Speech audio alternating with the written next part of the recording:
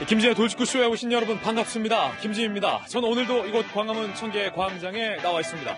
지금 이 시각 TV로 저희 돌직구쇼를 시청하고 계신 시청자 여러분들, 그리고 해외에서도 저희 돌직구쇼를 통해서 대한민국의 뉴스를 접하고 계신 해외 동포 여러분, 그리고 유튜브로 많은 댓글 토론을 하시면서 지켜보고 계신 유튜브 시청자 여러분들 모두 반갑습니다. 서울대, 고대, 부산대 대학생들, 우리 청년들이 단단히 화가 났습니다. 조국 법무부 장관 후보자 딸의 논문 의혹, 장학금 의혹 등등 때문에 같은 20대 청년들이 큰 상실감을 느끼고 있습니다. 상실감을 넘어 분노가 폭발하고 있습니다. 내일 고대, 서울대, 부산대 학생들이 조국 후보자를 향해서 촛불을 들기로 결정했습니다. 서울대, 고대, 부산대 다 조국 후보자 딸이 거쳐간 학교들입니다. 촛불로 당선이 된 정부의 법무부 장관 후보자를 향해서 대학생들이 다시 촛불을 든 셈입니다. 대학생들이 내일 들게 된 이 촛불, 조국 후보자를 임명한 임명권자를 향한 메시지일 것도 같은데 잠시 후에 이 내용 상세하게 전해드리겠습니다. 전 비가 오나 눈이 오나 매일 아침 이곳에서 여러분을 기다리겠습니다. 김진의 돌직구쇼 지금 라이브로 시작합니다. 잠깐만요.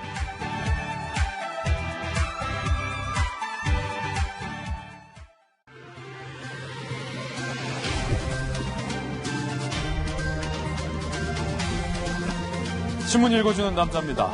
이 대학생들이 폴랐습니다. 방학 기간인데도 단단히 화가 났습니다. 법무부 장관 후보자의 딸이 받았던 특혜 의혹들에 대해서 동기생들인, 후배들인 20대 대한민국 청년들이 촛불을 들기로 했습니다.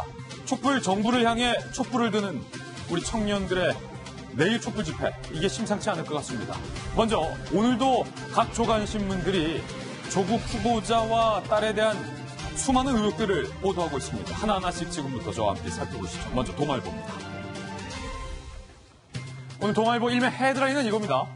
당국대에서 고교 2학년인 때 조국 후보자의 딸이 단 2주간 인턴을 하고 제1저자로 논문을 등재가 됐는데 그때 박사로 기재가 됐습니다. 고교생 신분이 논문 정보 등록 때 박사 신분으로 기재가 됐다는 겁니다. 고교생이던 조국 딸의 소속을 허위 기재했다는 것에 이어서 아예 학위 자체를 속였다. 왜 그랬을까? 교육당국이 고교생이 이 논문을 썼다라는 사실을 조회하지 못하도록 아예 막은 것이 아니냐 라는 의혹이 불거지고 있습니다. 해당 학교인 당국대는 오늘 이 논문이 도대체 어찌된 일인지, 왜 조국 후보자의 딸이 고교생인데 박사로 기재가 된 건지 그 경위를 조사할 예정입니다. 그리고 의협은 해당 담당 교수를 윤리위에 회부했습니다. 그런데 이 같은 의혹들에도 불구하고 조국 후보자는 부정입학 의혹은 가짜뉴스다 라고 주장하고 있습니다. 도대체 어떻게 고교 2학년이 박사로 기재가 됐던 걸까요? 이 논문 등록 정보는 해당 지도교수가 등록할 수 있는 정보입니다. 잠시 후에 이 내용 살펴보겠습니다. 다음 신문입니다. 이번엔 한국일보입니다. 오늘 한국일보는 어떤 의혹을 제기하고 있을까요? 조국 후보자 본인이 나섰다는 거예요. 딸이 의전원에서 성적이 안 좋아서 유급 결정이 된 직후에 조국 후보자 본인이 직접 지도교수를 만났다는 거예요. 바로 사진에서처럼 말입니다. 조국 후보자와 조국 후보자의 모친이 있고 논란이 되고 있는 이 의전대의 지도교수도 함께 나란히 사진을 찍었습니다. 모친이 부산대학교에 그림을 기증하는 행사에 아버지, 학부모인 조국 후보자가 동석을 했다. 그런데 어찌된 일인지 조국 후보자와 딸의 지도교수가 만난 직후부터 논란이 됐던 황제 장학금이 시작이 됐습니다. 2번 낙제를 했는데도 6학기 연속으로 받았다는 그 황제 장학금이 이 만남 이후에 시작이 됐다는 겁니다. 형편이 어려운 학생들에게 지급됐던 이 장학금이 50억이 넘는 자산가 딸에게 어떻게 지급될 수 있었을까? 많은 의문이 나오던 차에 한국일보가 새로운 의혹을 오늘 짚인 셈입니다. 더군다나 조국 수석이 민정수석 당시에 의전원과 관련된 투서까지 보고받았다는 거예요. 부산대 병원장 낙마후 의료원장에 취임한 지도교수와 조국 후보자의 관계를 싸고 궁금증이 커지고 있다. 오늘 한국일보는 합리적인 의혹을 제기했습니다. 이 만남 이후에 지도교수와 아버지와의 만남 이후에 딸에게 지급된 장학금, 조국 후보자 이에 대해서도 가짜뉴스다라고 주장을 할 것인지 잠시 후 출근길에 생방송으로 중계해보겠습니다. 다음 신문입니다. 이번엔 조선일보입니다. 청와대가 이상합니다. 국민청원 게시판을 특히 조국 후보자의 딸 입학 취소 청원 게시글 2개와 관련돼서 못 보게 돌연 막았어요. 청와대 청원 게시판에 조국 후보자의 딸을 입학 취소해달라라는 대표적인 2가지 청원에 국민청원이 증가하고 있었던 차에 갑자기 청와대가 이것을 볼 수 없게, 조회하지 못하게 2건 다 막았다는 겁니다. 청와대의 해명은 이렇습니다. 허위 정보가 포함되어 있기 때문에 막았다. 그런데 이를 지켜보고 있는 시민들의 반응은 전혀 달랐습니다. 청와대의 이 블라인드 처리, 청원 게시글 차단에 대해서 과연 국민들은 어떻게 생각하고 있을까요?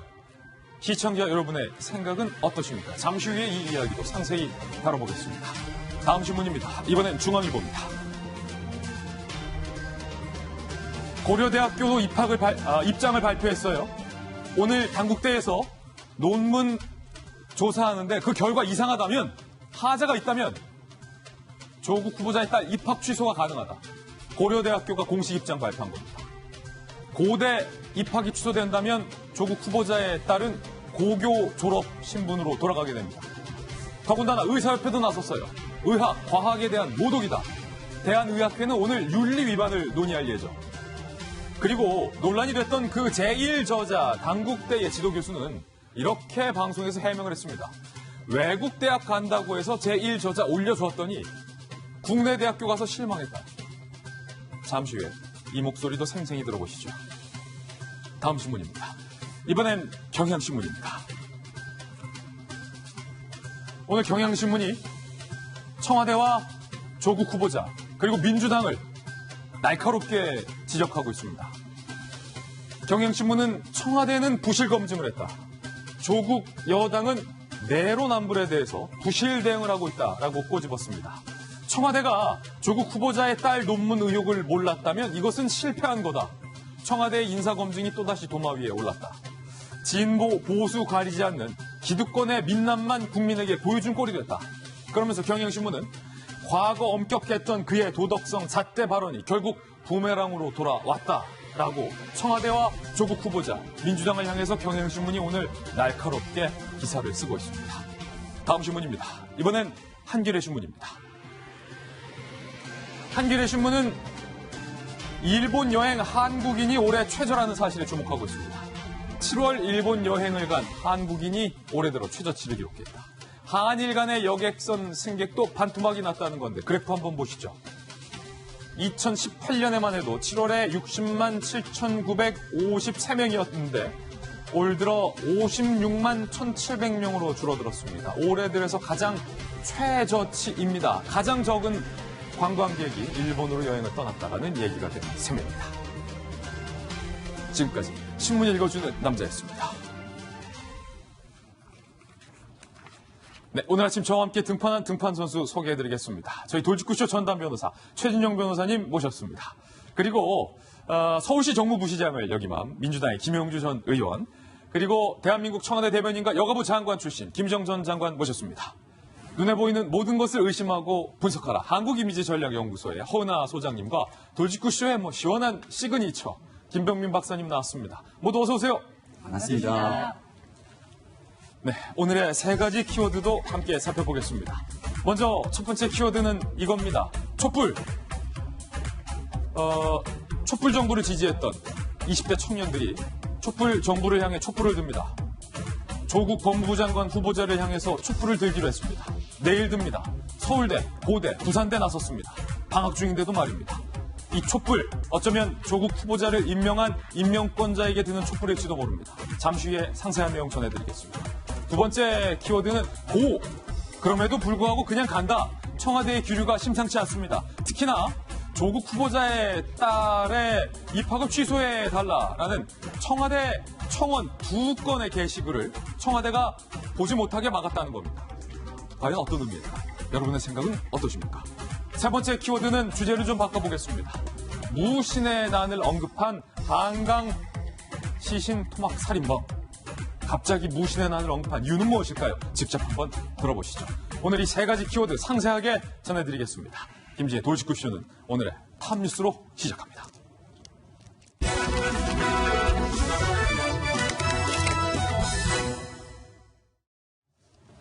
네, 탑뉴스 주제부터 공개하겠습니다. 바로 이겁니다. 성난 청년들 촛불을 소환했습니다. 촛불이 갖고 있는 이 정부의 상징적 의미는 매우 큽니다. 그런데 현 정부 인사의 핵심인 조국 후보자에 향해서 청년들이 촛불을 들기로 결정한 겁니다. 서울대, 고대, 부산대 내일 듭니다. 고려대, 서울대, 부산대 내일 촛불 집회 예고.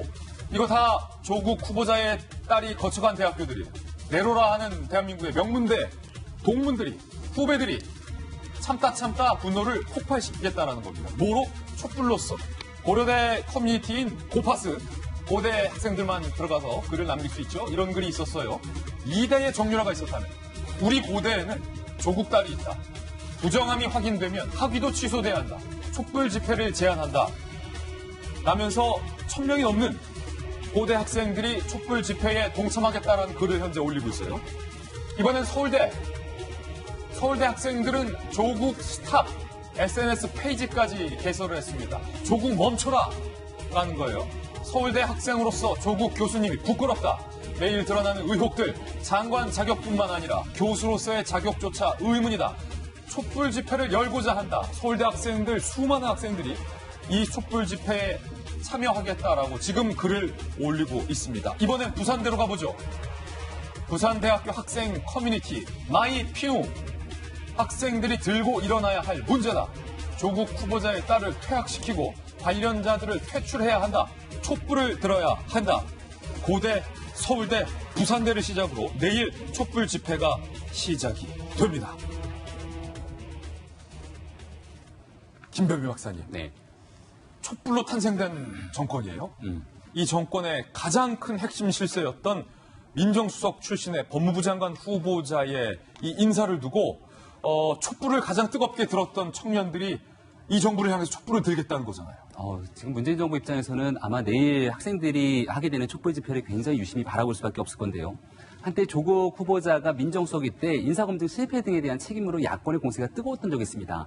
그 당시 청와대에 있는 관계자들의 인터뷰 내용을 보면 조국 후보자 같은 경우는 촛불의 상징이다라는 얘기를 했거든요. 예. 그 촛불의 상징이 사실은 국민들이 생각했던 공정과 정의를 완전히 실망시키고 위배했던 내용들의 모습들이 드러나고 있으니까 촛불의 상징이 바로 조국 후보자다. 그거를 청와대에 있는 관계자들이 인터뷰를 통해서 했던 내용들 아마 언론에 다 기재가 돼 있을 겁니다. 그랬던 촛불의 상징이 사실은 실제로 촛불을 들었던 대한민국 청년들, 국민들이 바라보기에 이런 것 때문에 우리가 촛불을 들었나라고 하는 생각들을 지우지를 못했을 것이고요. 그러면 촛불의 상징 물러나라고 촛불을 든다는 거네요. 그러니까 지금 현재 제가 젊은 이 밀레니얼 세대라고 하는 청년들을 만나보게 되면은 소위 말하는 386 세대의 민낯을 보는 것 같다는 얘기들 하는 내용들이 적지가 않습니다. 예. 그러니까 본인들이 생각하고 있는 올곧은 정의라는 것을 바탕으로 사람들에게 얘기를 했지만 결국 뒤집어 생각해 보니까 훨씬 더 공정과 정의를 위배시키게 되는 자신들만의 리그를 형성하고 있었던 것 아니냐라고 하는 비판들이 적지가 않고요. 지금 보면 진짜 촛불 들자 정유라 때도 동맹 휴학에 우리 참석했었는데 이번 건도 동맹 휴학하자 뭐 이런 얘기도 있어요. 네, 그런 방식으로서 지금 현재로서는 고려대학교, 서울대학교, 부산대학교에서 촛불을 들겠다고 하지만 9월이 이제 곧 가까워지기 시작하면서 개강이 될 겁니다. 예. 그러면 만약에 조국 후보자의 딸이 지금 얘기되고 있는 의혹처럼 논문에 대해서 허위로 논문의 제1저자로 등재가 된 것이고 이 내용을 바탕으로 입학까지 문제가 있다는 것이 밝혀지는 순간 이 촛불의 강도는 횃불로 변할 수 있는 가능성도 배제할 수가 없을 겁니다. 예. 따라서 지금 현재 청와대에서는 이 모든 문제에 대해서 청문회를 열고 그대로 가겠다라고 하는 입장을 강행하고 있습니다만은 내일 있게 되는 청년들의 목소리를 듣고 난 뒤에도 같은 입장을 견지하게 될지는 사실은 굉장히 고민이 되는 지점일 거라는 생각이 듭니다. 오늘까지 청와대와 민주당의 입장은 조국 후보자는 문제없다. 그리고 법무부 장관으로 임명 그대로 강행하겠다라는 입장인데 현 정권을 향해서 청년들이 촛불을 들었을 때 과연 청와대의 입장이 바뀔지 아니면 그럼에도 불구하고 청년들이 촛불을 들어도 임명을 강행하겠다고 할지가 지금 가장 큰 관심 사항입니다. 내일이 바로 우리 청년들의 촛불 집회가 시작된다라는 예고가 현재 나와 있는데 고려대학교가 입장을 발표했는데 함께 살펴보시죠. 고려대학교 명문대죠. 명문대예요. 이 조국 후보자의 딸이 고교생 때 논문의 제1저자로 등재됐다라는 화려한 스펙을 바탕으로 고려대학교의 자기소개서 등등의 커리어를 내세웠고 사실은 상당 부분 그 커리어들이 인정이 돼서 고대에 또 우수하게 합격을 했던 거 아닙니까? 그런데 고대가 이렇게 입장을 발표했어요. 조 씨가 입학 당시 낸 서류는 2015년 폐기됐다. 추후 입학 전형 자료 중 중대한 하자가 발견되면 입학 취소 처리가 될 수 있다. 사실은 최진영 변호사님, 고대 입장에서는 상당히 좀 한 박자 빨리 입장을 낸 거예요. 좀 먼저 입장을 낸 건데 오늘 뭐 당국대 등등에서 이 논문 하자가 있는지 제1저자 자격이 있는지 여부 심사하는데 만약에 거기서 하자가 나오면 입학 취소해버리겠다라고 얘기한 거잖아요. 사실 고려대 같은 경우에도 한번 그 체면을 구긴 적이 있죠. 입장이 사실 왔다 갔다 하지 않습니까? 처음에 그 야당 측에서 특히 이제 조국 후보의 딸의 입시와 관련해가지고 의혹을 제기했었습니다. 특히 그 세계 그 선도 인재 전형과 관련해가지고 같은 그 고등학교 시절에 제출했던 논문 자체가 입학 사정의 평가가 되지 않았다. 이렇게 얘기를 했다가 그 부분에 대해서 그 관련된 요관과 이런 것을 들이대니까 그제서야 어제 같은 경우에 한 언론을 통해서 진술을 바꿨지 않습니까? 그래서 그런지 뜨거 하면서 이제는 오히려 선제적으로 대응하려고 하는 그런 모습을 보이고 있는 것 같아요. 사실은 뭐 따지고 보면 고려대도 피해자니까. 그렇죠. 결국 예. 피해자인데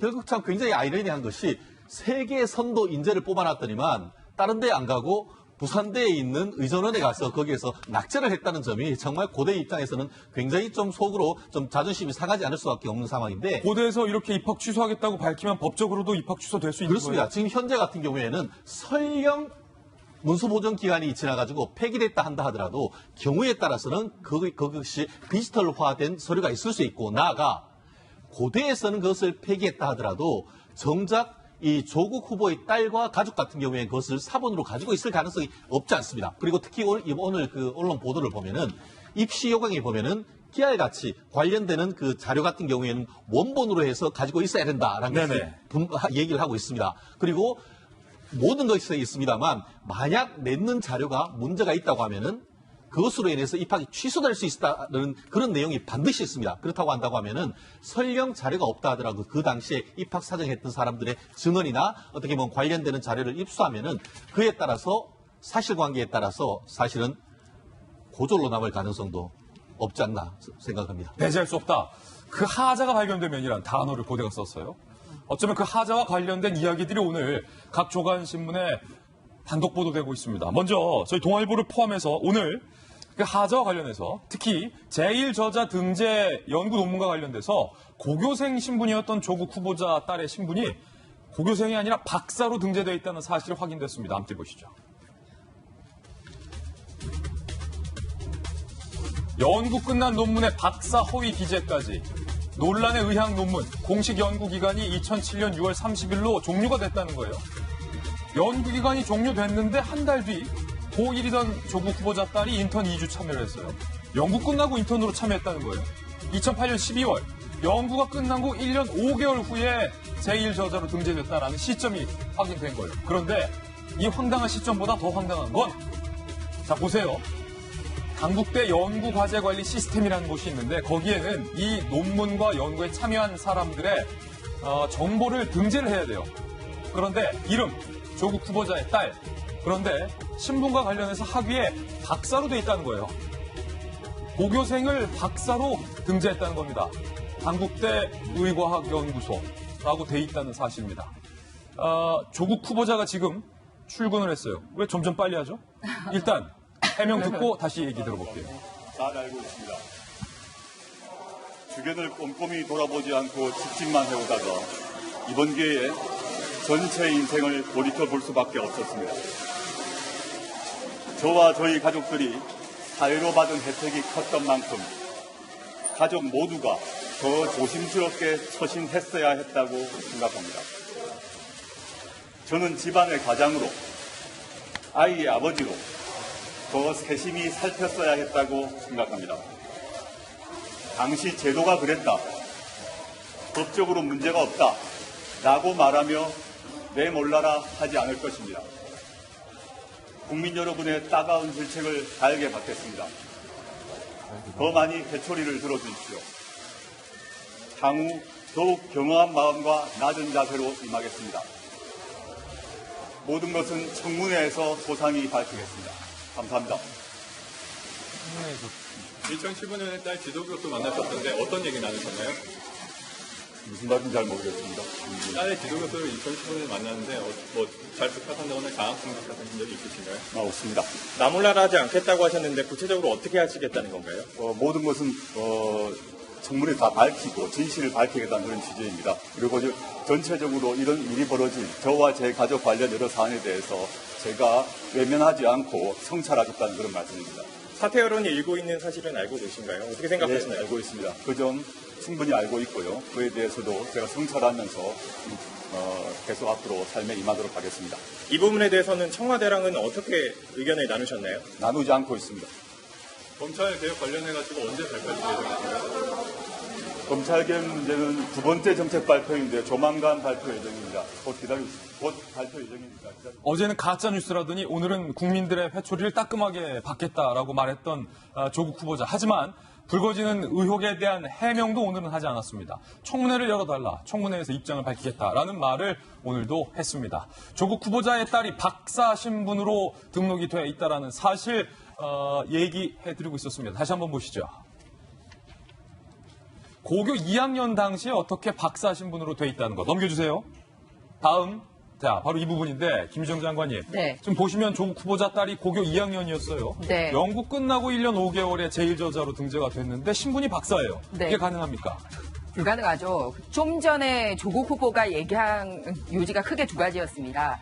마치 적법한 것처럼 얘기를 해요. 당시에 제도가 그랬다라는 언급을 합니다. 그리고 두 번째는 이제 청문회에서 하겠다라고 그러는데 그러면 당시 제도에서 고등학교 학생을 박사 학위로 기재를 하고 연구가 완전히 끝나고 한 달 지난 다음에 인턴으로 간 사람이 제1저자로 기록이 되고 또 소속이 고등학생인데도 의과학 연구소로 표기가 되는 게 제도상 맞다라는 얘기입니까? 그런 제도는 없었습니다. 누구도 그런 적도 없었고 정말 떳떳하다면 소속도 외고고 학위도 당시 이제 고등학생 더군다나 학년도 숨겼어요. 고등학교 1학년이 했다고 하면 더 의심 살까봐 고등학교 1학년 때 참여해놓고 실제로는 고등학교 2학년 때 참여한 것처럼 합니다. 그리고 실제 기간도 연구기간 쪽에는 참여하지 않고 학교에 보고하고 연구재단에 돈을 탔거든요. 거기에 적시된 연구기간이 종료되고 한 달이나 뒤에 인턴으로 갔습니다. 이렇게 크게 세 가지 문제가 있는데 이걸 마치 제도적으로 그랬다라는 식으로 넘어가는 거는 이런 식으로 거짓말시키는 게 이 학자들의 윤리입니까? 제도도 그렇지 않았습니다. 그리고 또 하나는 직급 표기도 있어요. 소속이 또 문제가 됐지만 직급도 분명히 학생 인턴으로 표기를 해야 됩니다. 박사. 네. 그리고 학위도 마찬가지로 옛날에는 그냥 대학교 졸업이냐 대학원이냐 이렇게 얘기를 했지만 요즘은 대학원 안에서도 단계가 여러 단계가 있다 보니 박사 과정 중이냐 저 표기할 때 또는 박사를 수료했느냐 또는 박사 학위를 가지고 있느냐까지 나눠서 기재하도록 되어 있는 게 이 학회의 통상적인 그 시스템입니다. 그런데 고등학생을 박사로 쓰고 소속도 거짓말로 하고 날짜도 엉터리로 하고 했습니다. 그런데 더 놀라운 거는 본인이 민정수석 재직 당시에 이 학생들이 엉터리로 논문 기재하면서 숟가락 얹은 사실이 있는지를 민정수석실이 한번 조사를 한 적이 있었어요. 예. 그러니까 셀프 검증. 예. 아마 제 생각에 자기 딸을 저렇게 엉터리로 기재가 되어 있으니까 자기 팀들이 이거를 가져오는지 안 가져오는지 보려고 조사를 하지 않았나라는 그런 의심까지 들고 있습니다. 예. 그래서 그때 걸리지 않았어요. 왜냐하면 고교생 신분이 아니었으니까. 맞습니다. 그러니까 시스템상 이렇게 하면 우리 딸이 걸리지 않는다라는 거를 본인 민정수석실의 부하 직원들에게 마치 일을 하는 것처럼 하면서 자체 검증까지 해보지 않았나라는 의심인 그런 거죠. 의심까지 든다라는 거예요. 이건 의심인데 네. 오늘 저희 동아일보가 박사 신분으로 등재했다라는 취재까지 나왔어요. 전문가들은 이거 그냥 논문 선물로 갖다 준 거다. 이렇게 얘기했습니다. 굉장히 적나라하게 얘기했습니다. 전문가들의 이야기 들어보시죠. 도왔다고 일저자를 그냥 주는 건 아니거든요. 논문을 선물한 경우인데 이런 식으로 거래하는 대상이 절대 될 수가 없는 거죠. 이런 일을 수정하지 않고 그냥 두면 그 학술지는 그냥 일단 내기만 하면은 되는구나 이렇게 되는 거죠. 그래서는 안 되는 겁니다. 제1저자 논문을 지도교수했던 분, 그러니까 이 지도교수님의 아드님과 조국 후보자의 따님이 같은 고교 동문인 거죠. 방송에 나와서 이렇게 해명을 했습니다. 들어보시죠. 고등학생이 무슨 충분이라고 얘기는 못하죠. 예, 적절하다고 생각하지는 않았어요. 그 당시에. 걔가 대학 가는데, 미국 대학 가는데 도움이 될 거라고 생각을 해서 일저자로 하고 이제 그렇게 된 거죠. 외국 대학 간다고 해서 그렇게 해줬는데 나중에 보니까 무슨 뭐 고대. 그래서 내가 사실 상당히 좀 실망했어요. 아니 거기 갈 거면은 뭐 여기 와서 난리를 쳤나 뭐 그런 생각이. 근데 또 엉뚱하게 무슨 뭐 의학 전문대학. 지금 이 제1저자를 올려준 지도교수도 이제서야 하는 얘기가 아니 뭐 외국 대학 갈 줄 알고 그랬는데 국내 고대 갈 거면서 뭐 이런 난리를 쳤냐. 실망이다. 그러고 나서 또 무슨 의학 전문대 갔다. 본인도 지금 이해가 안 되는 거예요. 그죠. 그러니까 해줬던 그분 입장에서도 이렇게 이해가 안 되니 저희 입장은 어떻겠습니까? 난리를 쳤다. 이렇게 해놨어요. 난리를. 제가 박사거든요. 박사시죠. 네, 박사. 박사하기 위해서 10년 걸렸어요. 예. 네, 대학 박사 10년. 석사, 박사까지 하면은 10년 걸리죠. 돈도 많이 들어요. 고교 2학년 때 이미 박사 된 거잖아요. 근데 저분은 정말 능력자예요. 그때 천재라고 했는데 천재 이상인 것 같아요. 어떻게 갑자기 박사가 되느냐도 너무 신기하고 그 일저자로 해줬을 땐 그래 외국 나가서 열심히 해봐라. 그 분에 적법하진 않잖아요. 저는 이해가 안 갑니다. 그러나 그 원장 입장에서도 그래서 해줬는데 이게 무슨 날벼락이냐라는 지금 생각을 하고 계신 것 같습니다. 근데 저는 말씀해요.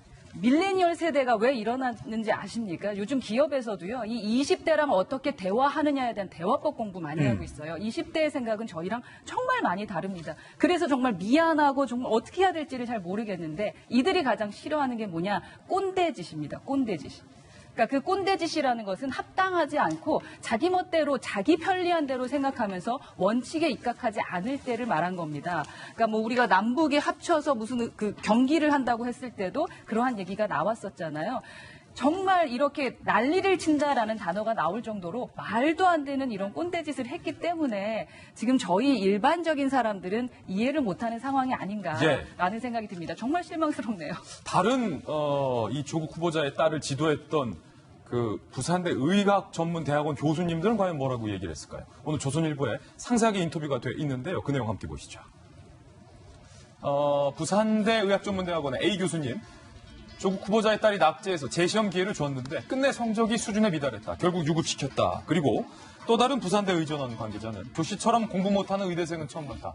조 씨는 애초에 의대가 적성에 안 맞는다. 라고 오늘 조선일보에 인터뷰를 한 내용이 나와 있고 조국 후보자의 딸이 인터넷에 자기소개서를 판매했던 사실도 확인이 됐습니다. 고려대 수시 이력서, 본인의 이제 고대를 냈을 때 수시 전형에 냈던 본인의 이력서를 5,000원에 팔았어요. 그리고 자기소개서는 6,000원에 판매를 했어요. 그러니까 불특정 다수에게 5,000원씩 6,000원씩 받고 판매했다는 거예요. 해외 봉사 자기소개서는 3,000원에 받고 판매를 했고 가장 감동적이었던 순간 논술.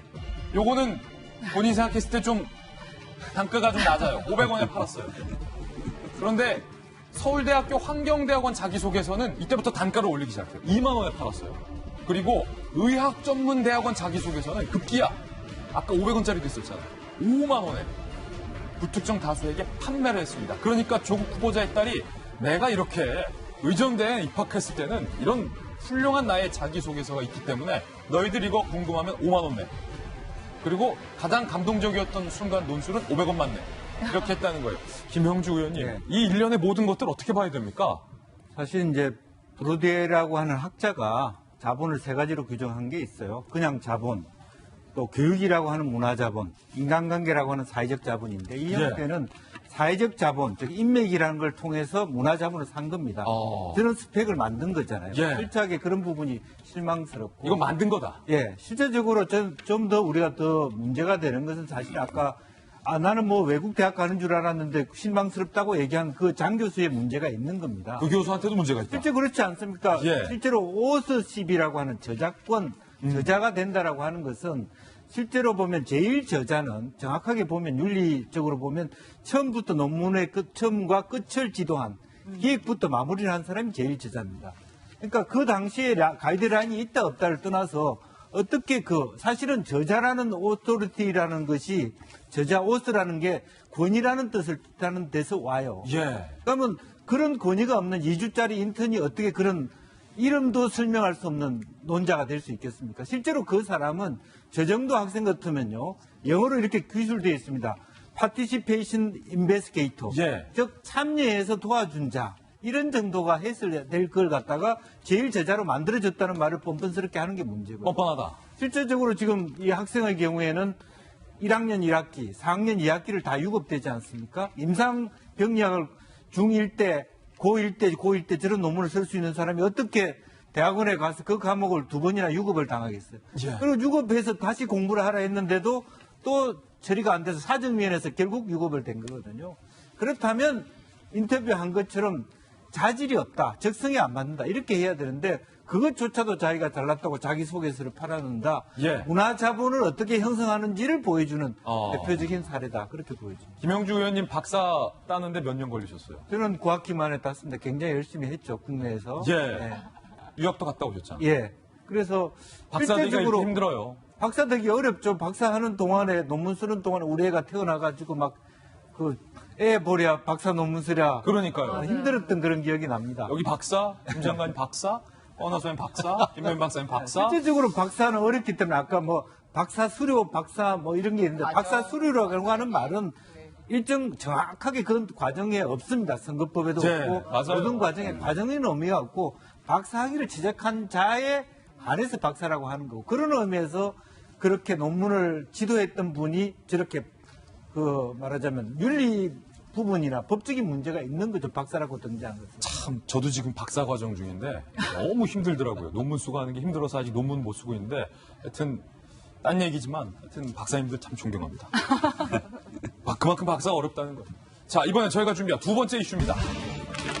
그런데 이렇게 석연치 않은 의혹들이 나오고 청년들은 촛불까지 들고 있는 상황인데 청와대가 청와대 국민청원 게시판에 올라온 2건의 청원 글을 돌연 못 보게 막아서 논란이 일고 있습니다.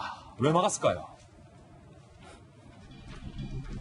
국민청원 돌연 비공개, 침묵 깨고 어머 나선 청, 조국 딸 고대학위 취소하라, 국민청원 2건이 막 청원이 올라가고 있었는데 갑자기 비공개로 전환됐어요. 청와대가 못 보게 막은 거죠. 왜 막았냐? 기자들이 청와대에 물어봤어요. 그러니까 부정 입학, 사기 입학 같은 확인되지 않은 사실이 포함이 돼서 명예훼손 여지가 있기 때문에 막았다. 청와대가 언제 이렇게 조속히 허위 사실이 포함되어 있다고 청원 글을 막은 적이 있었던 건가?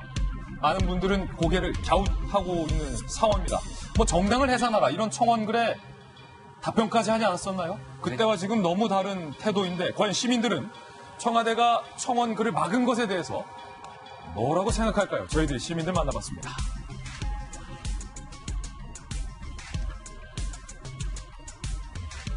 시민들의 반응 직접 들어보시죠. 자, 시민 반응이에요. 시민 반응. 일방적이고 그래서 놀라운 사실도 아닌 일이 돼버렸다. 그냥 이렇게 또 묻히겠구나 싶기도 하고. 국민들도 알 권리가 있는데 청와대가 함부로 판단하고 비공개로 돌린 건 많이 합당하지 않은 거라고 생각합니다. 자, 요게 지금 논란인데 이거는 청와대에 있었던 사람한테 바로 물어봐야 돼요. 김희정 장관도 하셨지만 청와대에도 계셨잖아요. 청와대에서 국민청원 게시판에 있는 이 두 건의 뜨거운 글을 막았다는 거예요. 네. 근데 두 건 모두 조국 후보자 딸의 입학과 관련된 의혹을 제기하는 글인데 허위 사실이 포함되어 있기 때문에 청와대가 글을 막았다. 이 해명. 네. 시민들은 이에 대해서 또 뭔가 막으려는 것 아니냐. 이러다 없어지겠구나라는 의혹을 갖고 있어요. 어떻게 생각하세요? 일단 청원 게시판을 통해서 정말 우리가 알지 못했던 정말 이런 억울한 일들 밝혀내는 사례도 있었잖아요. 그죠? 좋은 기능도 있었고 또는 사실관계를 파악하기 힘든 거를 청와대 게시판이란 이름을 통해서 선동하는 사례도 분명히 있었습니다. 그런데 지금 같은 경우는 인사청문회 기간이기 때문에 국민들 여론도 청취를 해야지 이게 청문회가 되는 거고 또 사실 판단 여부가 가려지지 않은 상황인데 언제 청와대가 그거 팩트인지 아닌지 체크를 하셨나요? 그러면은 어떤 의미에서 팩트 체크가 안 돼 있는지 답을 하셔야 되잖아요. 근데 오히려 답을 안 하려고 가렸다는 겁니다. 여러분들 잘 아시지만 청와대 청원 게시판 20만 명 넘으면 답을 하도록 되어 있어요. 지금 같은 속도라면 20만 명 금방 넘을 것 같으니까 청문회도 열리기 전에 청와대가 먼저 대답을 해야 될 상황에 직면할 것 같으니까 답 못하겠잖아요. 그러니까 막지 않았나라는 그런 의심이 드는 겁니다. 그리고 두 번째는 그동안 청와대가 답을 한 것 중에 어떤 게 있었냐면 정당 해산이라든지 또는 자기들 마음에 들지 않는 판결을 하지 않았던 판사에 대해서 뭐 탄핵하라든지 이런 것들이 있었거든요. 이런 거는 헌법상 문제가 있는 것들인데도 버젓이 놔두고 또 정치적으로 편향된 답을 해온 적이 있었습니다. 그런데 이번에 한 거는 국민들이 뭐 조국 딸을 뭐 어떻게 하라라고 하는 게 아니라 사실관계를 청와대가 나서서 파악해달라라는 그 뜻이 담겨 있는 거거든요. 예. 이게 진실인지 아닌지 궁금하다. 그리고 그 자료는 청와대 같은 권위 있는 기관이 나서야지 당시 입시가 어떻게 돼 있는지 자료도 다 밝혀지고 그러면 조국 후보자도 억울해할 필요 없고 밝혀지는 거고 그리고 만약에 정말 문제가 있다라면 국민들에게 문제가 있었던 거를 이 학사 비리를 바로잡을 수 있는 기회를 가지는 거 아닙니까? 그런데 그런 거를 사실관계를 밝히라는 거에 대한 건 하지 않고 아예 없었던 것처럼 내려버리는 거. 이 얘기는 청와대가 총체적으로 나서서 조국 후보 감싸기에 동원된 거 아니냐. 그런 생각마저 듭니다. 최준영 변호사님, 사실은 많은 국민들이 그래, 동의하시는 분도 있을 거고, 동의하지 않는 분도 계실 거고, 공감하시는 분도 계실 거고, 과연 몇 명이 이 글에 동의를 하나 지켜보고 계신 분도 있을 텐데, 청와대가 이 글을 모두 못 보게 막음으로써 이 모든 사람들의 궁금증이 일거에 막힌 거예요? 그렇습니다. 사실 이와 같이 그 청원 내용을 가린 것의 정치적 의미는 명확합니다. 검찰 수사하지 마라. 가이드라인이라고 보는 것이 맞다고 봅니다. 왜냐하면은 가렸으면서 그것에 대한 해명, 그 이유가 뭐냐 했으니까 두 가지를 들었죠. 하나가 허위사실, 한마디로 가짜뉴스다. 또 하나가 명예훼손이다. 가짜뉴스라고 하기 때문에 결국은 이 부분에 대해서 의혹 제기에 대해서 주사를 하지 말라는 취지나 마찬가지거든요. 아시다시피 이미 그 보수 야권이라고 할 수 있는 김진태 의원이라든가 이현주 의원 측에서 이 부분과 관련해서 중앙지검과 서부지검에 고발장을 제출하는 상태입니다. 그런데 네. 고발장 제출하면 뭐합니까? 청와대에서 이와 같은 의혹 제기 자체가 허위사실이다라고 한다고 하면은 그거에 대해서 청와대의 어떤 의사를 거역해서 수사할 검사가 도대체 어디 있겠습니까? 그것이 법적인 의미에서 가장 큰 것이고 아까 말씀했습니다만 제 기억에 도대체 청와대에서 청원을 가렸다는 것을 오늘 처음 보는 것 같습니다. 제가 잘못 알 수가 있었겠습니다만 예전에도 이와 같은 것이 올라왔을 때 지운 것이 있다라고 해명해 주면 좋겠습니다. 그것이 아니고 이것이 첫 번째라고 한다고 하면은 정말 이 부분에 대해서 본인 스스로를 감싸는 그런 모습에 대해서 과연 청와대 구중궁궐에서 뭘 하고 있는지에 대해서 많은 국민들은 의혹을 제기하지 않을 수 없는 것 같습니다. 예, 청와대에서는 다른 사례도 있었다라고 해명을 내고 있지만 이 첨예한 시점에서 조국 후보자의 딸과 관련된 글만 못 보게 비공개로 막은 것에 대해서는 여러 가지 뒷말이 많습니다. 문재인 대통령께서 과거 입시 비리와 관련된 발언들을 해 오셨는데 그 발언들이 지금 다시 회자되고 있어요. 들어보시죠. 대학 입시의 수시도 워낙 전형 방법이 다양하다 보니 그래서 많은 반칙이나 특권 같은 것들이 또 비리 부정 이런 것이 행해지고 있다고 생각하고 상대적으로 그러지 못한 국민들이 피해를 입고 있다고 의식을 입시 제도는 단순하고 공정하다고 국민들이 느낄 수 있어야 합니다. 교육이 희망의 사다리가 되지 못하고 불공정하다면 그 사회의 미래는 아무다라는 사실을 명심해 주기 바랍니다. 대통령의 이 발언과 지금 청와대가 청원글을 막은 행동이 과연 어떻게 국민들에게 읽혀질지 국민들의 반응을 저희들이 앞으로 상세하게 좀 더 취재를 해보겠습니다. 조국 후보자와 조국 후보자 딸의 교육 과정, 과연 후보자가 직접적으로 개입한 사실이 있느냐 없느냐가 많은 국민들의 관심일 텐데 오늘 한국일보가 사진 한 장을 공개했습니다. 바로 이겁니다. 부산대입니다. 조국 후보자가 두 번이나 이제 유급 낙제했던 딸의 부산대 의전대 지도 교수님을 직접 만난 사진입니다. 그리고 기념사진까지 촬영을 했습니다. 가운데 계신 분이 조국 후보자의 모친입니다. 조국 후보자의 모친이 부산대의 귀중한 그림들을 기증하는 기념식에 조국 후보자 그리고 딸의 지도 교수 나란히 함께 만난 사진을 오늘 한국일보가 입수해서 공개를 했습니다. 그러니까 학부모인 조국 교수가 지도 교수를 직접 찾아갔다는 겁니다. 언제 만났고 이 만남 이후에 무슨 일이 있었던 걸까요? 함께 보시죠. 지도 교수 만난 아버지 조국. 만남 이후에 딸의 황제 장학금이 시작됐다. 2015년 조국 후보자가 딸 의전원 낙제 후 휴학계를 낸 직후에 모친의 부산대병원 그림 기증 행사에 참석을 합니다. 당시 딸의 논문 지도 교수 A씨도 참석을 했어요. 사진에서 보셨던 것처럼 말입니다. 두 사람의 만남 이후 다음 학기에 바로 다음 학기에 2016년 1학기에 딸이 복학을 하고요. 그때부터 6학기 연속 장학금이 지급이 됩니다. 형편이 어려운 학생들에게 지급돼야 할 장학금이 조국 아버지와 지도교수 만남 직후에 6학기 내내 계속됐다는 거예요. 지난 2009년 조국 후보자의 딸을 가르쳤던 강남의 한 입시학원 원장 A씨는 이런 말까지 했어요. 한용외고 3학년에 재학 당시 학원에 오기 힘들 때면 조국 후보자가 직접 학원에 연락해서 입시 자료를 달라고 요구하기도 했다. 조국 당시 후보자가 요청한 자료는 대입 수시 전형 위한 영어 면접 예상 지문 문제들이었다라는 얘기도 나오고 있는데 일단은 아까 지도 교수와 조국 후보자의 요 만남과 관련돼서 김병 박사님. 네. 요 만남 직후에 낙제해서 휴학했다가 복학을 했고 그 수상하다는 장학금 6학기 내리 지급돼요? 네, 200만 원씩 6차례 1,200만 원을 지급을 받았고 이것이 기존에 있었던 다른 장학금을 받았던 학생들과의 형평성에서 굉장히 차이가 있기 때문에 문제가 있다. 이것이 조국 후보자 딸에 대한 첫 번째 의혹제기의 시발점이었습니다. 저 만남 때문에 장학금이 지급됐다라고 보기는 관련 근거들은 부족하지만 근데 저 만남이요 단순한 만남이 아니라 좀 전에 얘기했던 것처럼 조국 후보자의 모친이고요. 조국 후보자의 모친이 부산대학교 간호학과를 나왔다라고 얘기를 하고 있는 건데 그 이후로 그 화가로서 전업을 하게 되는데 공교롭게도 시점상으로 조국 후보자의 딸이 유급을 하고 휴학을 결정하고 난 뒤에 이 모친, 조국 후보자의 모친이 그림을 기증하겠다는 얘기를 하게 되는 겁니다. 그리고 기증과 관련된 내용들 때문에 만나게 되는 건데요.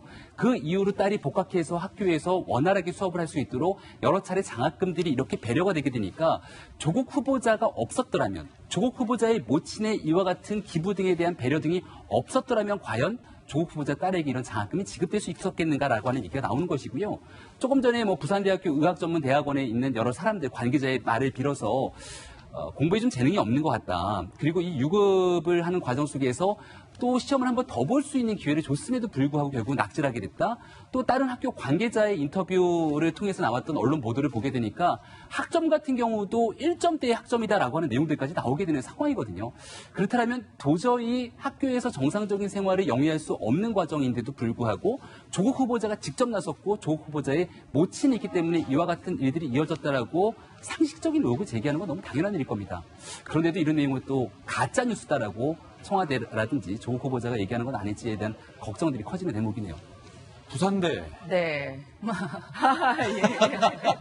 예, 저는 옆에 있는 국제전문대학원 현재 학자 교수로 있습니다. 부산대 교수님이시죠? 네, 그런데 부산대 안에서도 학생들 사이에서도 이제 촛불 집회 얘기도 나오고 교수님들도 이대로는 안 된다. 우리가 사실을 밝혀보자라는 자성의 목소리가 나오고 있습니다. 그런데 제가 아까 나왔던 그 사진에서 말씀드리고 싶은 게 두 가지가 있는데요.